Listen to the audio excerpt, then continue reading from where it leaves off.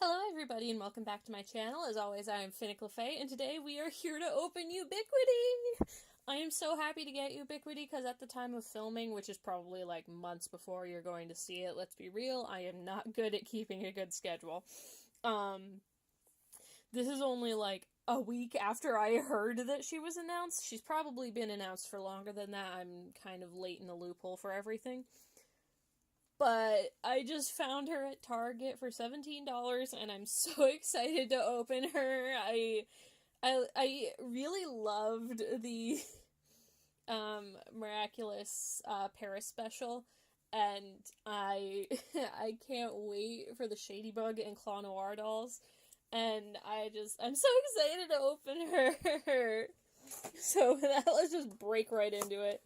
I kind of love that we have some blister packaging here because it's really easy to deal with. Because you got the back, and then once you get through the back, you just have to deal with plastic, which is not a big deal.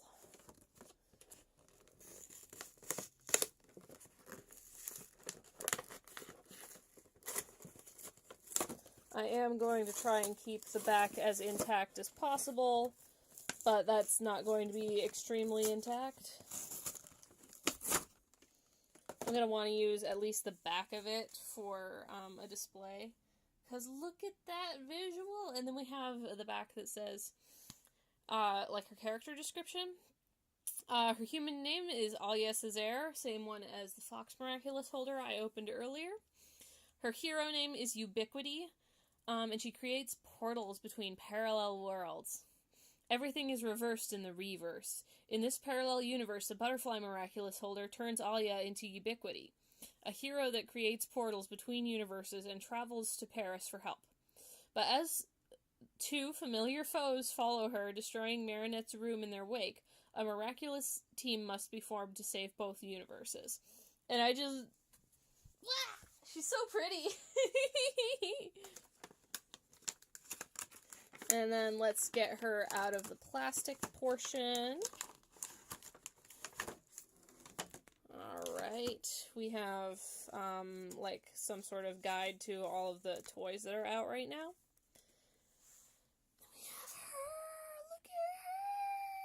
her! Look at her! I'm just gonna check for recycling. We do have a recycling logo on this piece that is number 1 PETE. Which means that's going to be very easy to recycle. You know, no problems there. It might be easier to just snip all the ties from the front.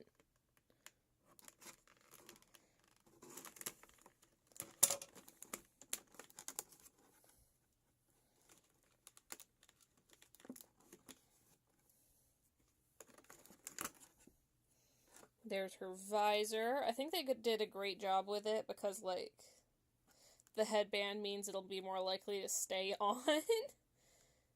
And, ooh, I didn't notice the side details before. Like, it's so cute. I do think that the cape material looks a little bit cheap.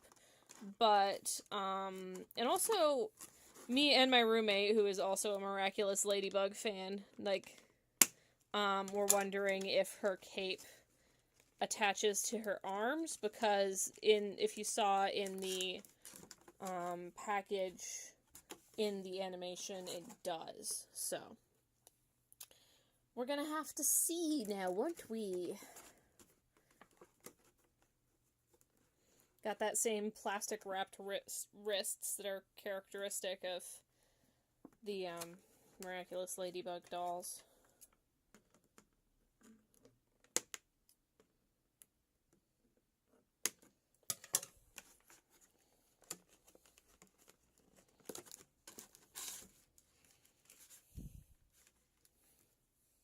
Making sure I don't lose any of the tabs, because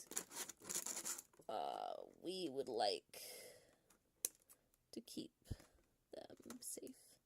Also, like, if anyone's seen the Miraculous Ladybug Climate Action episode, I felt like that was a fairly good metaphor. Like, it was definitely, like, kind of preachy, but, like, it was a good metaphor for kids for why the plastic industry is the way it is. I'm going to deal with these, like, just off camera while I'm still talking. And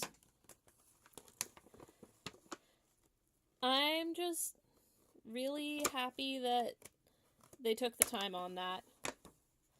And I think they did a good job. It's definitely, like, you know, kids' cartoon level of preachy, but it's still relevant.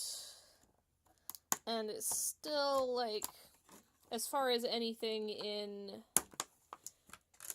and, like, it's simplified because, you know, they have to make an enemy in order for the monster of the week akumatization pattern to work with the structure of the episode, but I like it. I liked it. I might have to rewatch it, but that's my opinion as of one watch. And let's get her out. This plastic also has number 1 PET plastic, so that will also be extremely recyclable, which is very, very good. Looks like she has some rubber bands in her hair, and also some thread holding it. And some plastic. Is this, like, tape? Okay, it just slid right off. But I do want her hair released. Definitely not as much product in her hair as in some of the other dolls. Like, I can just run my hands right through it. There's a little bit more in her ponytails to keep it in place, which I don't mind too much. And she has lace details on her boots, as well as the same wing things that she has on her visor. And let's pop that visor on and see how it looks. Oh, it actually has, a little bit of a hinge sort of situation for the top part. But I'm gonna get that on her real quick, because I don't want to mess up her hair too much.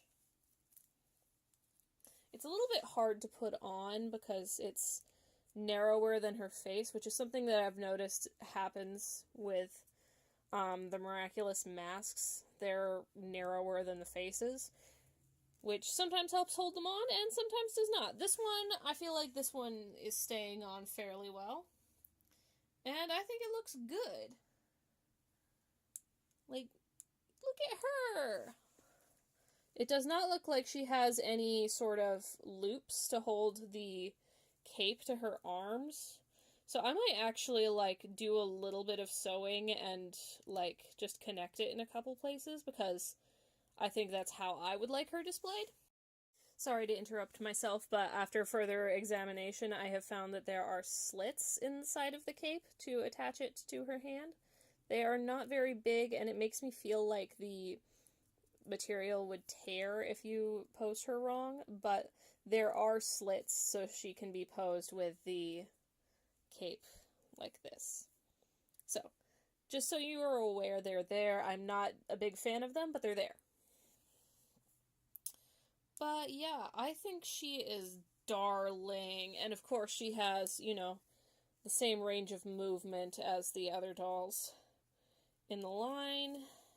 Let's get some head motion in there. It's mostly side to side.